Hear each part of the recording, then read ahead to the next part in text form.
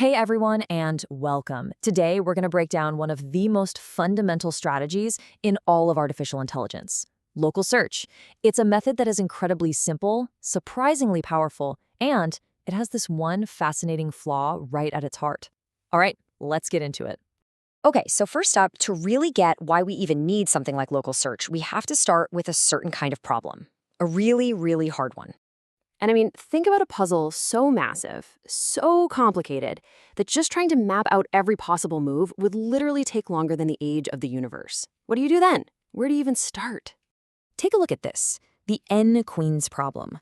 The goal is pretty straightforward. You just have to place a bunch of queens on a chessboard so none of them can attack each other. Now, for a puzzle like this, think about it. Do we really care about the order we placed the queens in? The first step, the second, the third? Nope, not at all. And that right there is the key insight. For a massive class of problems, we're talking everything from logistics and package delivery to designing new medicines, we're not looking for a sequence of steps. We are just looking for that one single, final, best arrangement. The journey is irrelevant. The destination is everything. So, if we don't need to find a path, well, maybe we can throw out the complicated path-finding algorithms altogether. This opens the door for a much, much simpler strategy. And the difference is just night and day. Classical search is meticulous. It explores every single road, remembers every turn it ever made. It's like building a perfect, complete map. Local search, it's the total opposite. It's forgetful and hyper-focused. It only knows where it is right now and only looks one step in any direction. It basically crumples up the map and throws it away, which, as you can imagine, makes it incredibly fast. The process itself is just beautifully simple. Step 1, start with a completely random guess. Just throw the queens on the board anywhere. Step 2, look around. Can you make one tiny change that improves things? If the answer is yes, you do it. Step 3, just keep repeating that over and over until you literally can't find a single move that makes things better. And that's it. That's the whole algorithm. Now, this simple idea of always taking one step toward a better state has a very famous name. We call it hill climbing. And to really understand how it works and where it fails, we're going to use a really powerful metaphor. This is honestly my favorite description of this algorithm ever. Just imagine you're on the side of a huge mountain, but you're surrounded by a super thick fog. You can only see the ground right at your feet. On top of that, you have amnesia, so you have no memory of how you got there. What's your strategy? Well, your only strategy is to take a step in whichever direction seems to go uphill. In AI, we call this imaginary mountain a state space landscape. Your position on this map is your current solution, one specific arrangement of queens on the board. And your elevation, that's just a measure of how good that solution is. The more queens that are safe, the higher your elevation. So the goal is always the same. Find the highest peak on the entire map. Okay, so let's start our climb.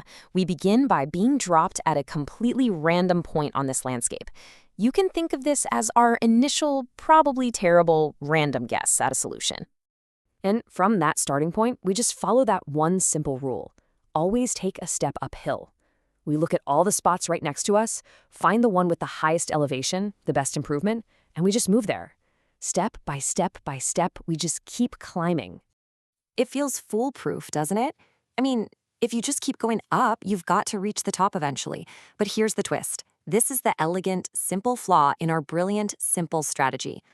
So here's what happens. Our climber keeps going up and up until, eventually, every direction around them is downhill. Success! They've reached a peak. But because of that fog, they have absolutely no idea that they're just standing on a tiny little foothill. The real summit, the best possible solution, is way over on another mountain they can't even see. They found a local maximum, not the global one, and now they're completely and totally stuck. This kind of trap has a technical name. We call it a local optimum. It's a solution that looks perfect from where you're standing because any small change you make is a step down. But if you could zoom out and see the whole map, you'd know it's not even close to the best answer. And it turns out these false peaks aren't the only danger out there in the fog.